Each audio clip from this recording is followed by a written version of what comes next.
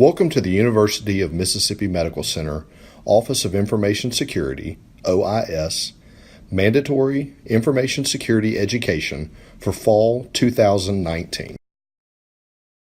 UMC is responsible for maintaining the confidentiality, integrity, and availability of information assets. These assets include patient and student records stored within UMC's data centers, but it also includes employee information, business and financial information, as well as research data and other mission-critical databases and files. All UMC users have an individual responsibility for protecting this data. This year's security awareness training is focused on the protection of the data regulated by the HIPAA security rule. The best practices defined there are also important for the security of all UMC data.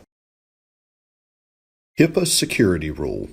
The security rule requires appropriate administrative, physical, and technical safeguards to ensure the confidentiality, integrity, and security of electronic protected health information. The security rule is located here. The first module is the UMMC Information Security Acceptable Use Policy. This policy describes the most important information relevant to UMMC users. All UMC users are required to read and become familiar with it. The second module is social engineering. In this module, we will explore the most common threats that can often result in breaches of confidential information, and we will focus on the best practices for protecting yourself, your UMC user account, as well as UMC information assets. Module 1, Acceptable Use. Please take a moment to review the acceptable use policy. At the end of the training, you will be asked to acknowledge that you have read and understand what is required. This attestation is mandatory for all UMC users as they are defined in the acceptable use policy scope. Now that you've read the details, let's reinforce a couple major points. Protecting UMC devices. UMC devices are desktops, laptops, tablets, and phones assigned to you by UMC. Protecting confidential and proprietary information assets. Information assets describe the data accessed and stored on UMC devices and how it should be treated. Password security. Discusses requirements and best practices for passwords. UMC restricts access to confidential data based on the user's need to know to perform their job role. Everyone at UMC is responsible for properly storing and securing information to prevent unauthorized access. There are a number of ways to keep data secure. UMC laptops and desktops are encrypted to protect against unauthorized access. UMC offers secure cloud storage through a product called OneDrive. UMC network drives are another secure storage option, but do not offer the accessibility options of OneDrive. If there's a business or clinical need to share information outside of UMC, please review the need with your departmental leadership. And remember, approval may also be needed from the Office of Privacy as well.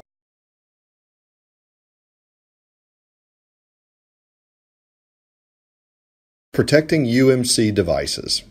You are responsible for protecting all UMC information technology assets. This includes UMC-issued mobile devices and desktop computers. These devices must stay in your custody or must be locked securely when not in use. It is also critical that if you discover that a device assigned to you is missing, that you report this immediately to the DIS help desk. Users are responsible for the security of their passwords and all data which they are authorized to access. It is critical that you never share your UMC password with anyone else for any reason. You must always make sure that personal and UMC passwords are never the same. Password requirements. Passwords must be at least 8 characters, must be a combination of alphabetic, such as uppercase and lowercase, numerical and special characters, They must not be based on anything easily guessable or obtained using personally related information, such as names, telephone numbers, addresses, etc. Must not be vulnerable to a dictionary attack, and must be free of consecutive identical characters. Well-known passwords. Hackers use large digital dictionaries to crack passwords. In order to save time, though, hackers always try methods involving well-known, frequently used passwords. Here are some examples of password schemes that should never be used.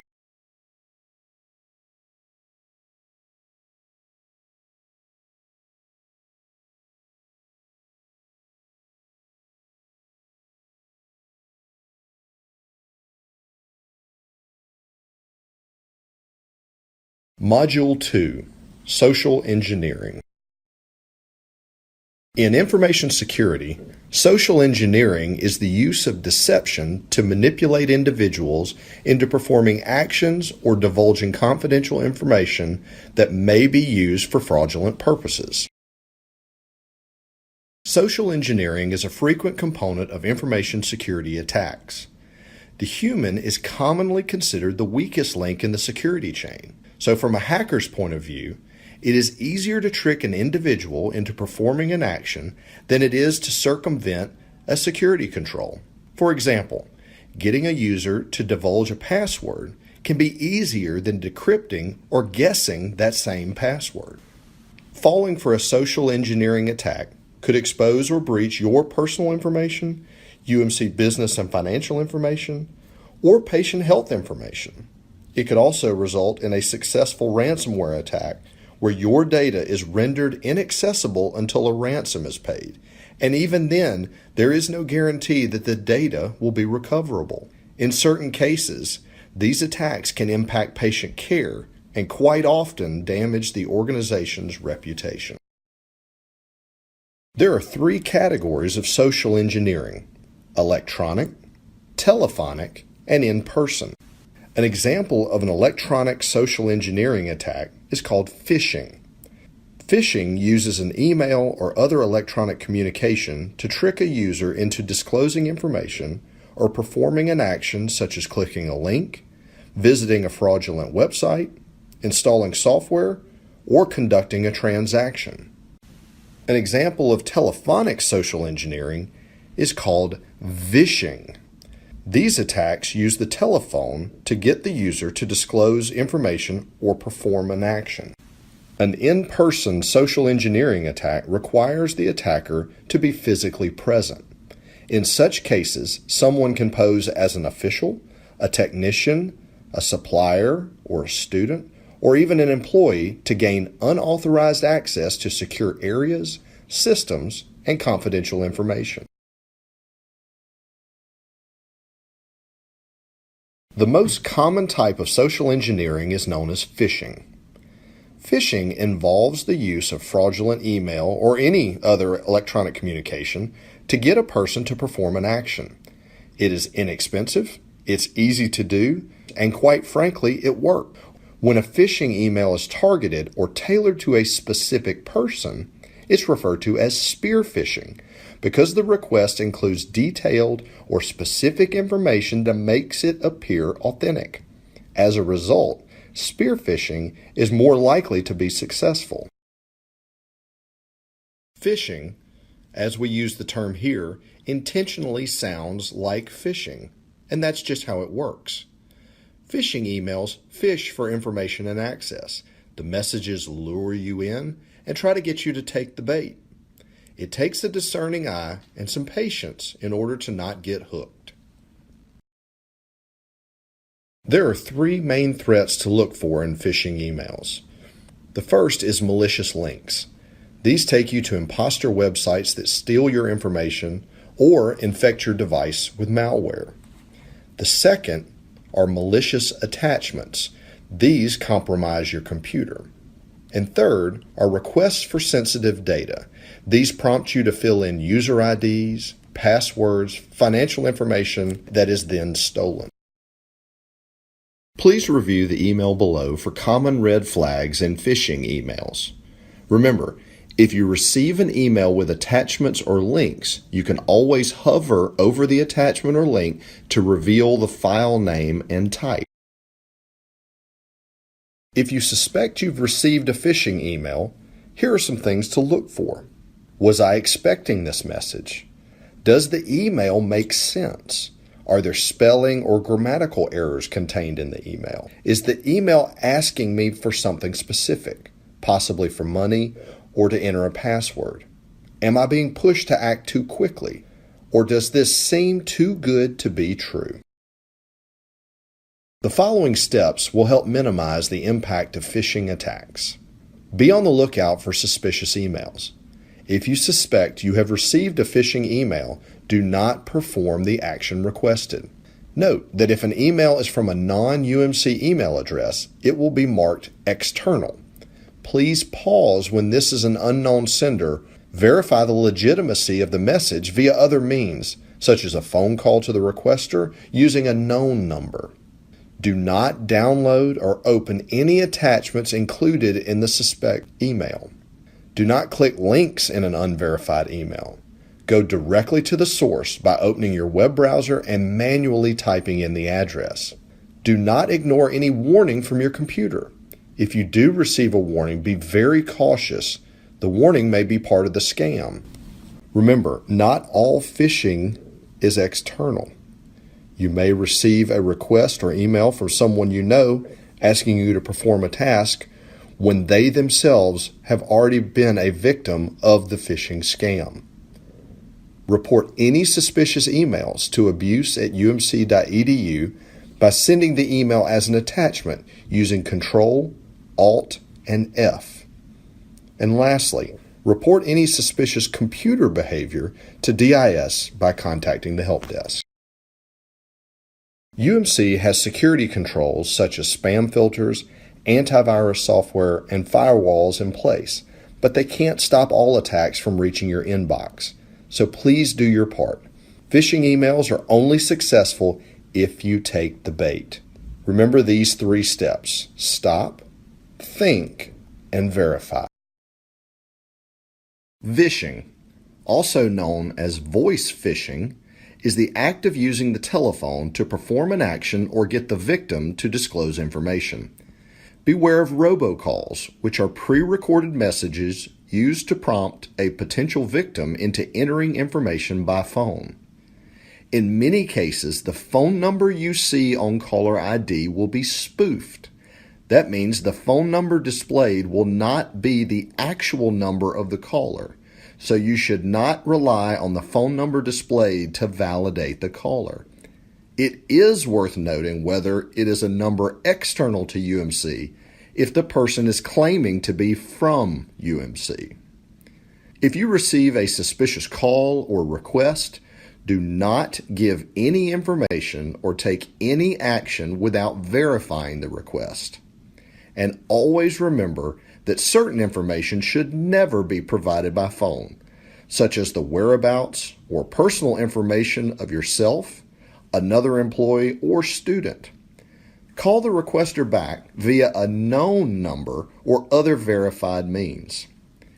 If you feel you have disclosed information during a phishing attack, contact the DIS help desk immediately.